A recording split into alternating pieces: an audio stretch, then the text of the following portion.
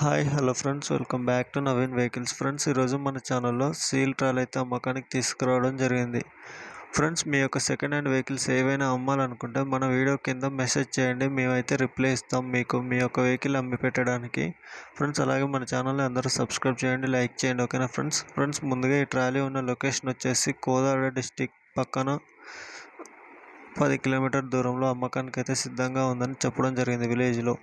అలాగే ఈ ట్రాలీ చూసుకున్నట్టయితే మంచి హెవీగా పెట్టి చేయించడం జరిగిందని చెప్పడం జరిగింది. అన్ని వైజాగ్ స్టీల్ పెట్టి చేయించడం జరిగిందని చెప్పారు. అడుగు సీట్ చూసుకున్నట్టయితే 6 mm గేజ్ అని చెప్పడం జరిగింది.